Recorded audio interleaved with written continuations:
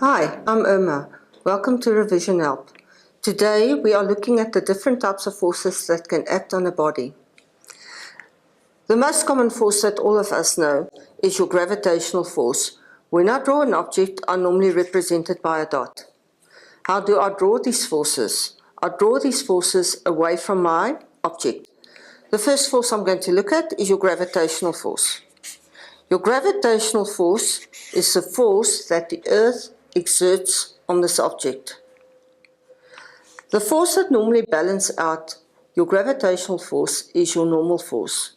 Your normal force is the force that a surface acts on a body.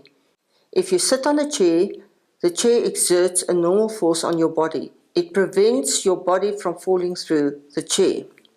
The other force that we deal with in everyday life is a frictional force. A frictional force is a force that always acts against the direction of movement. So if my car is going to move that way, it means that my frictional force will act in the opposite direction of movement. We will deal with frictional forces later.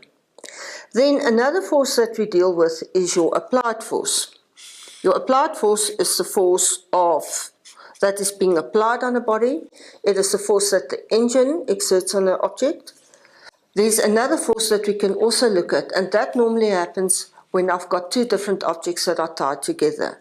If this object was a car, and I've got a trailer attached to this car, then I get a tension between the car and the trailer. If this represents the trailer, I'm going to get a tension force over here. One assumption that I make about my tension is that the tension in whatever ties these two objects together will always be the same. If I have to look at all the other forces that I have on the trailer, I'm still going to get a gravitational force acting on the object. I am still going to get a normal force acting on the object. Your normal force, the force of the surface on the object, and very often on the trailer I will have a frictional force as well acting on the object. We, however, must distinguish very clearly between net force and applied force.